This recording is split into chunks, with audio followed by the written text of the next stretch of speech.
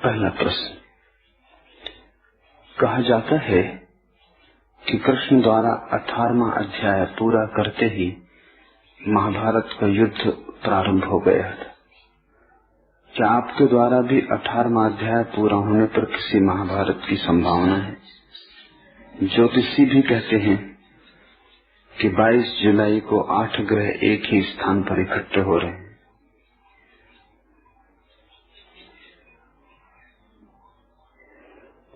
महाभारत न तो कभी शुरू होता और न कभी अंत, वो मनुष्य के अज्ञान के साथ चलता ही रहता है। कृष्ण ने गीता कही, उसके पहले भी वो चल रहा था। कृष्ण ने गीता पूरी की, तब भी वो चलता रहा। अज्ञान ही महाभारत है। कभी शीत कभी गर्म, कभी प्रकट कभी अप्रकट, लेकिन मूर्छा में तुम लड़ते ही रहोगे। मूर्छा में लड़ना ही जीवन मालूम होता है। 1000 रूपों में युद्ध चल रहा है, तुम्हें दिखाई नहीं पड़ता। युद्ध के लिए कोई आकाश से बम वर्षा होनी आवश्यक नहीं है। वो तो आखिरी परिणति है, वो तो युद्ध का आखिरी रूप है। लेकिन तैयारी तो घर घर में चलती है, तैयारी तो हृदय हृदय में चलती है। युद्ध के मैदानों पर नहीं लड़े जाते, मनुष्य के अंधकार में लड़े जाते। इसे ठीक से समझ लो, अन्यथा धोखा खड़ा होता है। पहला तो धोखा ये खड़ा हो जाता है कि हम सोचने लगते हैं महाभारत कोई बाहर का युद्ध है। महाभारत बाहर का युद्ध नहीं। अगर युद्ध बाहर का होता तो गीता के जन्म का उपाय ही न था। युद्ध तो भीतर का है। बाहर भी उसकी प्रतिध्वनि सुनी जाती है, बाहर भी परिणाम होते हैं, लेकिन युद्ध सदा भीतर है। तुम 24 घंटे बटे हुए हो, लड़ रहे हो। किसी दूसरे से तो बाद में लड़ोगे, पहले तुम अपने से लड़ रहे हो। एक भी ऐसी तुम्हारे जीवन की पल दशा नहीं है जब तुम्हारा किसी न किसी अर्थों में संघर्ष न चल रहा हो। और जहां संघर्ष है वहां कैसे शांति होगी, और जहां संघर्ष है वहां कैसे समाधि फलित होगी। फिर तुम्हारा संघर्ष तुम जिनसे जुड़े हो उनमें फैल जाता है। क्षुद्र बातों पर तुमने कभी ध्यान दिया कितनी छोटी बातों पर तुम लड़ते हो? जैसे बातें तो बहाना है, लड़ना तुम चाहते हो, इसलिए कोई भी बहाना काम दे देता है। एक बड़ी प्रसिद्ध हंगेरियन कहानी है कि एक आदमी का विवाह हुआ। झगड़ल प्रकृति का था, जिससे कि आदमी सामान्यतया होते। माँ बाप ने ये सोचकर कि शायद शादी हो जाए तो ये थोड़ा कम क्रोधी हो जाए, थोड़ा प्रेम में लग जाए, जीवन में उलझ जाए, तो इतना उपद्रव न करे, शादी कर दी। शादी तो हो गई, और आदमी झगड़ल होते हैं, उससे ज्यादा झगड़ल स्त्रियां होती।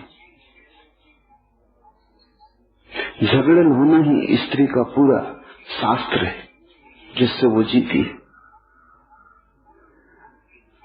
माँ बाप लड़की के भी यही सोचते थे कि विवाह हो जाए, घर गृहस्थी बने, बच्चा पैदा हो, सुविधा हो जाएगी, उलझ जाएगी तो झगड़ा कम हो जाए।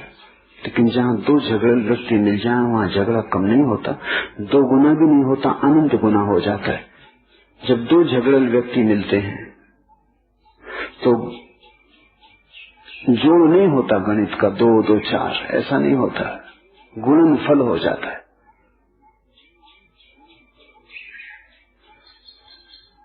पहली ही रात सुहाग रात, पहला ही भेंट में जो चीजें आई थी उनको खोलने को दोनों उत्सुक थे। पहला डब्बा हाथ में लिया, बड़े ढंग से पैक किया गया था। पति ने कहा कि रुको, ये रस्सी ऐसे न खुलेगी, मैं अभी चाकू ले आता हूँ। पत्नी ने कहा कि ठहरो, मेरे घर में भी बहुत भेंटें आती रही, हम भी बहुत भेंटें देते रहे, तुमने मुझे कोई नंगे लुच्चों के घर से आया हुआ समझा। ऐसे सुंदर फीते चाकुओं से नहीं काटे जाते, कैंची से काटे जाते। झगड़ा भयंकर हो गया कि फीता चाकू से कटे कि कैंची से कटे, दोनों की इज्जत का सवाल था। बात इतनी बढ़ गई कि डब्बा उस रात तो काटा ही न जा सका। सुहाग रात भी नष्ट हो गई उसी झगड़े में। और विवाद, क्योंकि प्रतिष्ठा का सवाल था, दोनों के परिवार दांव पे लगे थे कि कौन सुसंस्कृत है। वो बात इतनी बढ़ गई कि वर्षों तक झगड़ा चलता रहा। फिर तो बात ऐसी सुनिश्चित हो गई कि जब भी झगड़े की हालत आए तो पति को इतना ही कह देना काफी था, चाकू, और पत्नी उसी वक्त चिल्ला के कहती कैंची।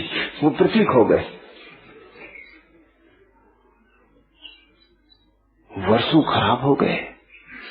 आखिर पति के बर्दाश्त के बाहर हो गया और डब्बा अन्न खुला रखा है, क्योंकि जब तक यही तय न हो कि कैंची है चाकू, तब तक वो खोला कैसे जाए, कौन खोलने की हिम्मत करे। एक दिन बात बहुत बढ़ गई तो पति समझा बुझा के झील के किनारे ले गया पत्नी को, नाव में बैठा, दूर जहां गहरा पानी था वहां ले गया और वहां जाके बोला कि अब तय हो जाए। ये पतवार देखती है, इसको तेरी खोपड़ी में मार के पानी में गिरा दूंगा, तैरना तू जानती नहीं, मरेगी। अब क्या बोलती, चाकू या कैंची? पत्नी ने कहा कैंची। जान चली जाए लेकिन आन थोड़ी छोड़ी जा सकती। रघुकुल रीत सदा चली आई, जान जाए पर बचन न जाए। पति भी उस दिन तय कर लिया था कि कुछ निपटारा कर ही लेना है, तो जिंदगी बर्बाद हो गई और चाकू कैंची तो बर्बाद हो गई। लेकिन वो ये देखता है कि पत्नी बर्बाद करवा रही, ये नहीं देखता कि मैं भी चाकू पे अटका हुआ हूं। अगर वो कैंची तो अटकी है तो दोनों कुछ बहुत भिन्न नहीं है। पर दूसरे का दोस्त तो युद्ध के क्षण में, विरोध के क्षण में, क्रोध के क्षण में दिखाई नहीं पड़ता। उसने पतवार जोर से मारी, पत्नी नीचे गिर गई।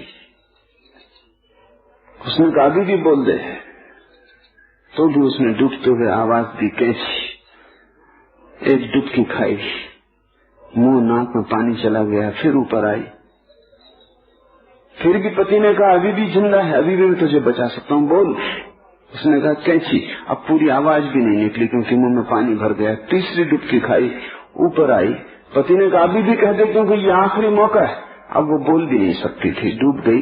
लेकिन उसका एक हाथ उठा रहा और दोनों उंगलियों से कैंची चलती रही। दोनों उंगलियों से वो कैंची बताती रही, डूबते डूबते आखिरी क्षण। महाभारत के लिए कोई कुरुक्षेत्र नहीं चाहिए। महाभारत तुम्हारे मन में है। छिद्र पर तुम लड़ रहे हो। तुम्हें लड़ने के क्षण में दिखाई भी नहीं पड़ता कि किस क्षुद्रता के लिए तुमने आग्रह खड़ा कर लिया है। और जब तक तुम्हारा अज्ञान गहन है, अंधकार गहन है, अहंकार सघन है, तब तक तुम देख भी ना पाओगे कि तुम्हारा पूरा जीवन एक कल है। जन्म से लेकर मृत्यु तक तुम जीते नहीं, सिर्फ लड़ते हो। कभी कभी तुम दिखता ही पड़ते हो कि लड़ नहीं रहे, वो लड़ने की तैयारी के क्षण होते हैं जब तुम तैयारी करते हो। गीता के शुरू और अंत होने से कोई संबंध नहीं, न ही 8 ग्रहों के इकट्ठे होने से कुछ लेना देना। आदमी हमेशा दोष दूसरे पर देने में बड़ा कुशल है। युद्ध तुम करोगे, 8 ग्रहों का मिलना जिम्मेवार होगा। वो भी तरकीब है, बेईमानी है। युद्ध तुम करोगे, लड़ोगे तुम, युद्ध तुम्हारे भीतर से आएगा। 8 निर्दोष ग्रहों के मिलने से युद्ध का क्या लेना देना। लेकिन हम हमेशा ही दोष किसी को देख के अपने को बचा लेना चाहते हैं। जब कोई भी नहीं मिलता तो निर्दोष ग्रह मिल जाते हैं कि ग्रह मिल रहे हैं, कि सूर्य ग्रहण हो गया, कि चंद्र ग्रहण हो गया, कि आदमी क्या क्या तरकीबें निकालता सिर्फ एक बात को देखने से बचने के लिए कि तुम्हारे भीतर शांति नहीं है, तुम अशांत हो। तुम जो भी करोगे, तुम जो भी छुओगे, वहीं तुम अशांति का रोग फैलाओगे। तुम जिसके पास जाओगे वहीं कलह खड़ी हो जाएगी। तुम प्रेम करने जाओगे और सिर्फ घृणा पैदा होगी। तुम सोना छुओगे और मिट्टी हो जाएगा। रोग तुम्हारे भीतर है। 8 ग्रह तुम्हारे भीतर मिले हुए हैं। और तब पंडित हैं, पुजारी हैं, वो मिल जाएंगे कि युद्ध आने के करीब है। 8 ग्रह मिल रहे हैं। शांति के लिए महायज्ञ होने चाहिए। करोड़ों रुपए महायज्ञों पर फूके जाएंगे।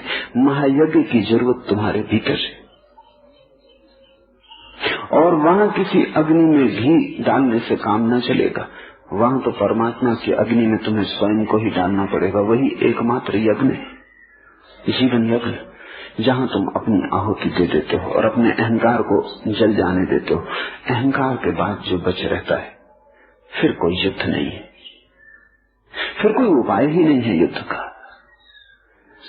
तुम्हारे भीतर सूत्र टूटना चाहिए। आदमी जैसा है वैसा तो लड़ता ही रहेगा।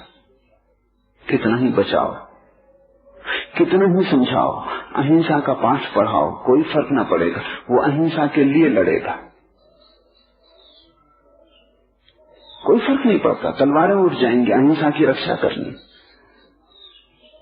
कितना ही धर्म सिखाओ, वो धर्म के लिए लड़ेगा। इस्लाम खतरे में, हिंदू धर्म खतरे में। कोई भी मुंह जोर से शोरगुल मचा दे, हिंदू धर्म खतरे में, फिर कोई नहीं पूछता कि हिंदू धर्म है कहां जो खतरे में। कहीं धर्म भी खतरे में होते। लेकिन लड़ने के लिए बहाने, कोई भी बहाने काम दे जाते। आदमी ऐसी ऐसी चीजों पे लड़ा है कि भरोसा नहीं आता। अब बड़ी क्षुद्र बातों पे लड़ा है। इससे एक बात सिद्ध होती है कि बातों से कोई संबंध ही नहीं है। आदमी लड़ना चाहता है, बातें तो बहाने हैं, वो तो खूंटियां हैं जिन पर हम अपने भीतर की घृणा, विद्वेष, ईर्ष्या, जलन टांग देते। खूंटियों का क्या लेना देना। कोट, तुम खूंटी न मिलेगी तो दरवाजे के कोने पे टांग दोगे, कहीं न कहीं जगह खोज लोगे टांगने के लिए। असली सवाल युद्ध नहीं है, असली सवाल मनुष्य की युद्ध से भरी चित्त दशा है। और इस चित्त दशा को तुम थोड़ा गहराई से समझने की कोशिश करो, क्योंकि इस चित्त दशा का जो पहला आधार बिंदु है वो अपने से लड़ना है। दूसरे से लड़ने तो तुम बाद में जाते हो, पहले तुम अपने से लड़ते हो। और तुम्हारे तथाकथित आदर्शवादियों ने तुम्हें वो लड़ाई सिखाई। वो कहते हैं तुम्हारे भीतर क्रोध है, लड़ो क्रोध से। युद्ध शुरू हुआ। तुम्हारे भीतर काम वासना है, लड़ो काम वासना से। युद्ध शुरू हुआ। और जब तुम अपने से लड़ोगे तो तुम दुनिया में किसी के भी साथ बिना लड़े नहीं रह सकते। जो अपने से बिना लड़े नहीं रह सका, वो किससे बिना लड़े रह जाएगा। इसलिए समस्त युद्धों के पीछे शैतानों का हाथ नहीं है, तुम्हारे तथाकथित महात्माओं का हाथ है। उन्होंने तुम्हें विभाजित कर दिया, तोड़ दिया 2 हिस्सों में। वो कहते हैं तुम्हारे नीचे का हिस्सा बुरा, ऊपर का हिस्सा अच्छा। लड़ो, तुम्हारे भीतर शैतान छिपा है, उससे लड़ो। वो तुम्हें खंडित करते हैं और तुम्हें एक युद्ध स्थल में बदल देते हैं। फिर तुम अपने से ही लड़ते हो, जैसे कोई अपने ही दाएं बाएं हाथ को लड़ाए। जीत कभी नहीं होती, सिर्फ मिटते हो, नष्ट होते हो, समाप्त होते हो, सड़ते हो। और जितना ही जीवन खोता जाता है लड़ाई में, उतना ही क्रोध बढ़ता जाता है, क्योंकि तुम जीवन के आनंद को अनुभव नहीं कर पाए। आए और गए, अवसर ऐसे ही खो गया। मंदिर के द्वार तक पहुंच गए थे और द्वार के भीतर प्रवेश न हुआ। अधूरे, अपूर्ण, अतृप्त विदा हो गए। मौत करीब आ जाती। तुम्हारे आदर्शवादियों ने तुम्हें अपने से लड़ना सिखाया है। कृष्ण की सारी शिक्षा यही है अर्जुन से कि तू अपने से मत लड़, तू अपने को स्वीकार कर। तू क्षत्रिय है, तू ब्राह्मण होने की नाहक चेष्टा मत कर। वो तेरा गुणधर्म नहीं, वो तेरा स्वभाव नहीं।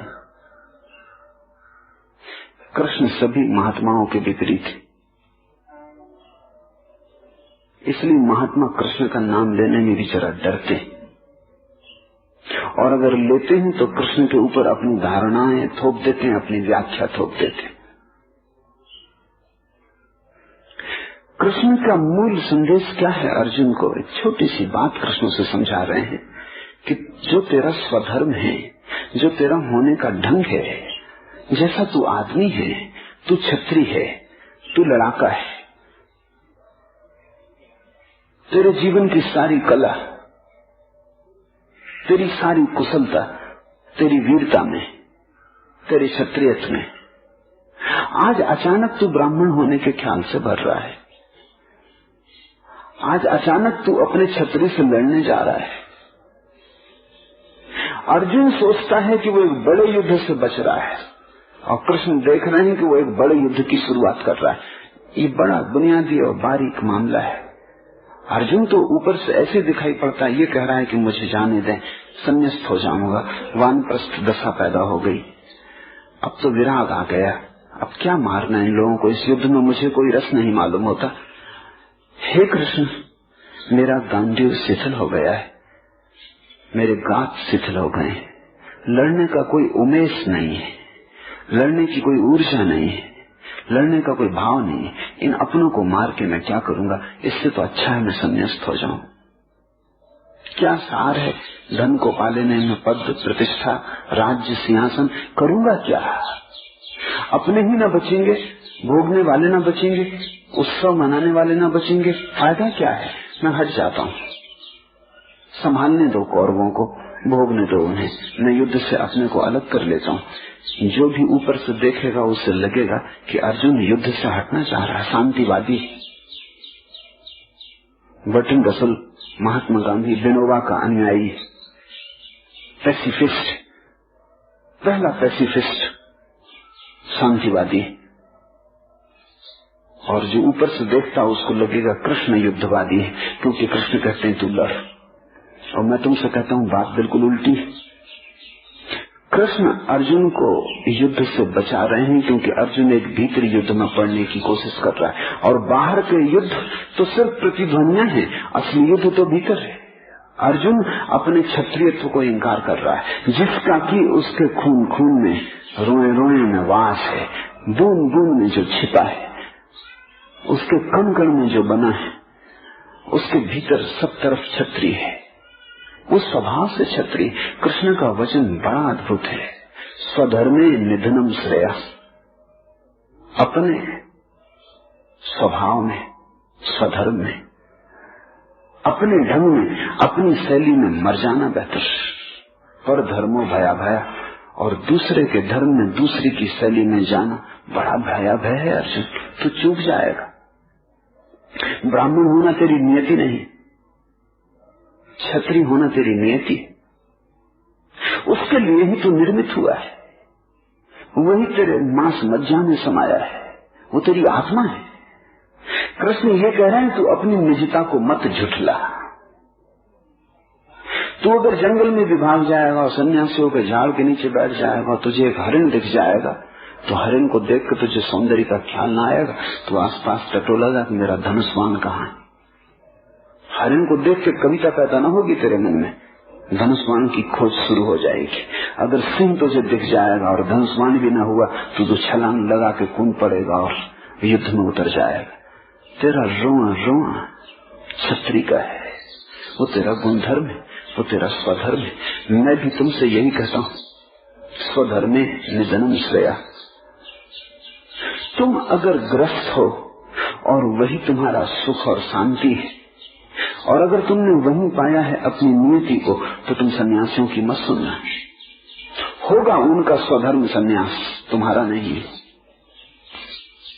जहां तुम्हें शांति मिल रही हो, जहां तुम्हें जीवन की ऊर्जा सहजता से प्रवाहित मालूम होती हो, प्रवाहित हो रही, जहां ऊर्जा में कोई स्खलन न होता हो, जीवन एक प्रवाह हो। अगर दुकान पर हो तो दुकान, दफ्तर में हो तो दफ्तर, पहाड़ पर हो तो पहाड़। मैं तुमसे ये नहीं कहता कि कोई स्थान चुनने योग्य है, तुम्हारे जीवन की सहजता चुनने योग्य। एक बड़ी अनूठी कहानी है, अशोक के जीवन में घटी। कहना मुश्किल है कहां तक सच है, लेकिन बड़ी गहरी सच्चाई की खबर देती। एक संध्या वर्षा के दिन है। पाटलिपुत्र में पटना में अशोक गंगा के किनारे खड़ा है। भयंकर बाढ़ आई है गंगा में, सीमाएं तोड़ के गंगा बह रही है। बड़ा विराट उसका रूप है, भयंकर तांडव करता उसका रूप है। न मालूम कितने गांव बहा ले गई, न मालूम कितने खेतों को विनष्ट कर दिया, कितने पशु पक्षी बहते चले जा रहे हैं। अशोक खड़ा है अपने आमात्यों, अपने मंत्रियों के साथ, और उसने कहा कि क्या ये संभव है, क्या कोई ऐसा उपाय है कि गंगा उल्टी बह सके।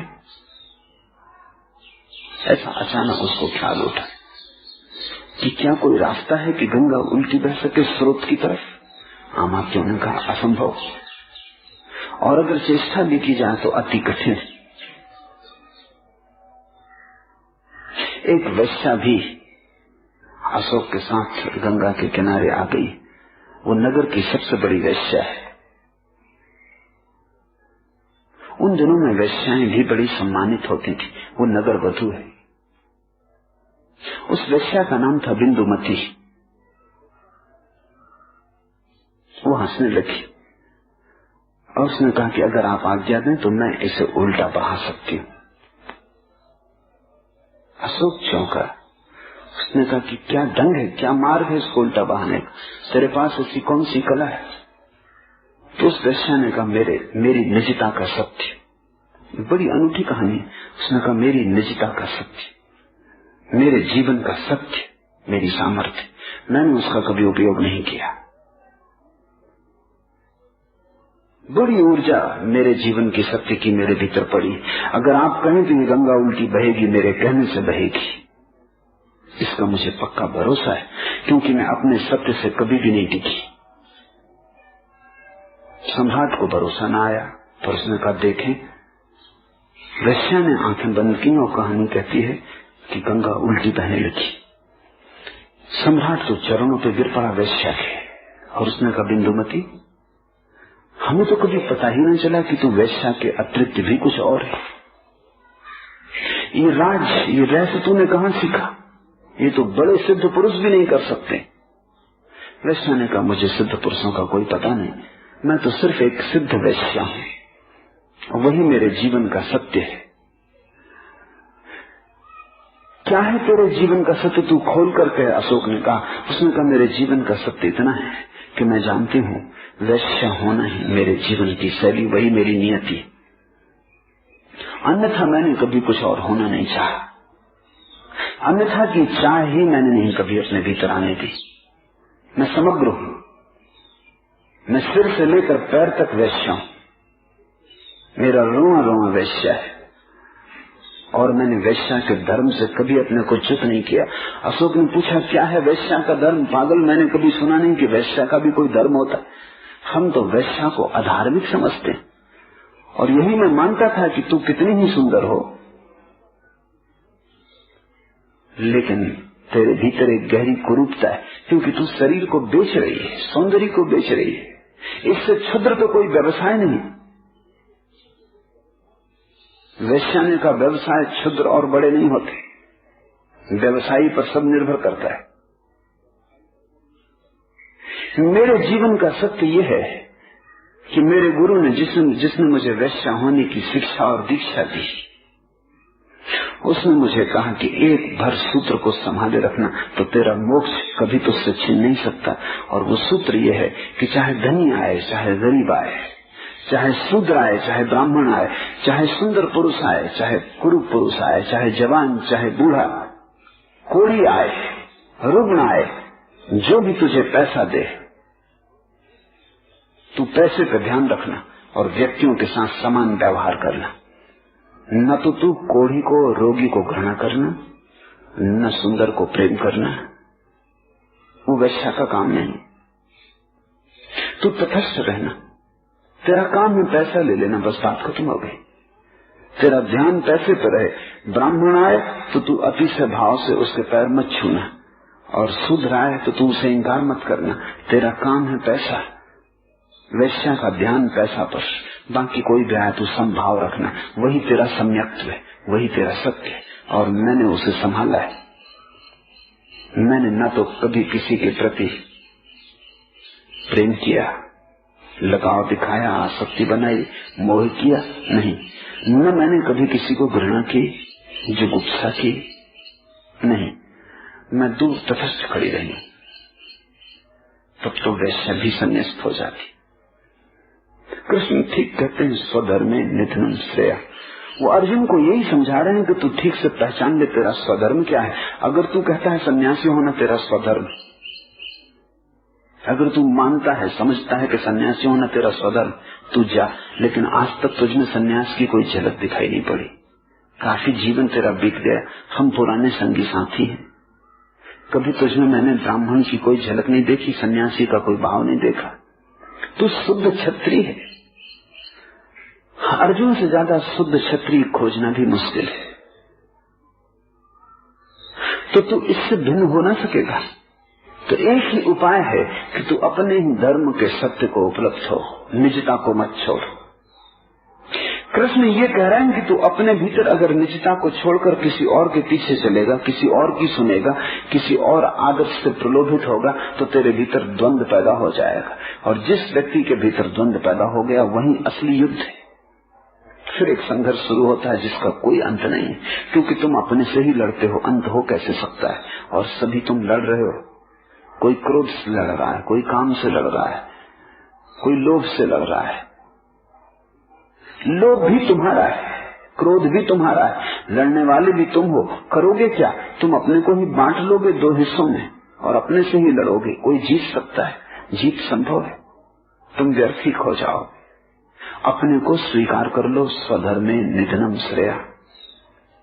अपने को परिपूर्ण भाव से स्वीकार कर लो। तुम जो हो उससे अन्यथा होने का उपाय नहीं। मैं ये नहीं कह रहा हूं कि तुम्हारे जीवन में क्रांति न होगी। जिस दिन तुम स्वीकार कर लोगे कि तुम जो हो उससे अन्यथा होने का उपाय नहीं, तुम्हें तुम्हारे धर्म का सत्य उपलब्ध हो जाएगा। गंगा को तुम उल्टी बहा सकते हो। बड़ी ऊर्जा है तुम में। अगर तुम अखंड हो, वो वैश्या अखंड रही होगी और उसने बड़े निष्णात कुशलता से सम्यक्त्व को साध लिया था।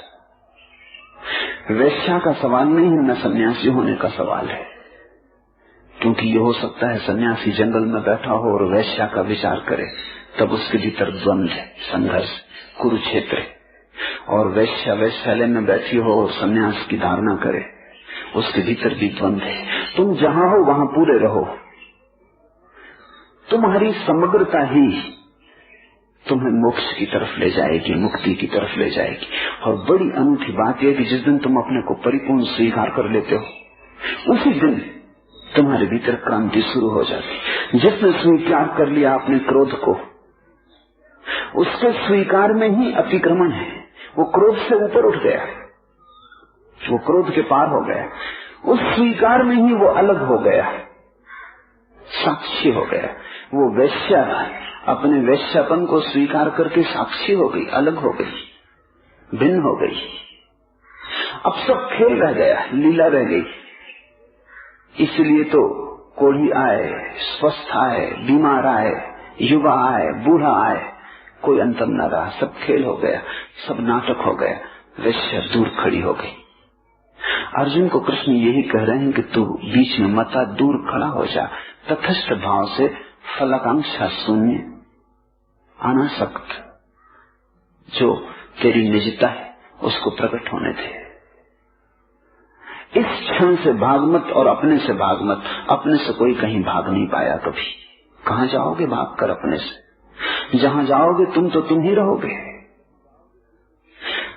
जिसने अपने को समग्र रूप में स्वीकार कर लिया, इसे लाओसे ने तथाता कहा है, उसके जीवन में परितोष आ जाता है, संतोष बरस जाता है। उसी संतोष में क्रांति घटित होती। तुम जरा कोशिश करके देखो। लड़के तो तुमने बहुत कोशिश करके देख ली जन्मों जन्मों से। पिछले जन्म तुम्हें याद भी ना हो तो इस जन्म में भी तुमने लड़के कोशिश कर ली। तुम एक साल भर के लिए मेरी मान लो कि तुम लड़ो मत, तुम अपनी निजता में रहो। संसार कुछ भी कहे, लोग कितना ही समझाएं कि तुम्हें बुद्ध होना है, महावीर होना है, राम होना है, कृष्ण होना है, तुम किसी की मत सुनना, क्योंकि तुम्हें तुम ही होना है। न राम होना है, न बुद्ध होना, न कृष्ण होना, वो सब विजातीय है तुम्हारे लिए। तुम चेष्टा करके राम अगर हो भी गए तो झूठे रामलीला के राम हो पाओगे, उसका कोई मूल्य नहीं, 2 कौड़ी भी मूल्य नहीं। ये भी हो सकता है कि रामलीला के राम के भी लोग पैर छूते, तुम्हारे भी छूए, पर इससे तुम कुछ प्रसन्न मत होना, इसमें कुछ सार नहीं। तुम ही होने को पैदा हुए हो। कृष्ण के वचनों से बड़ी संसार में कोई दूसरी व्यवस्था नहीं है अनुशासन की, जिसने व्यक्ति को उसकी निजता के परम स्वीकार के लिए आग्रह किया हो। अर्जुन जैसे ही राजी हो जाएगा, समझ लेगा कि मैं क्षत्रिय हूं और इससे अन्यथा मैं कैसे हो सकता हूं, कौन होएगा इससे अन्यथा, मेरा सारा होना यही है। उसी क्षण क्षत्रिय के बाहर एक सूत्र खड़ा हो गया जो साक्षी का है, फिर युद्ध में उतर सकता है। फिर ये युद्ध एक नाटक है।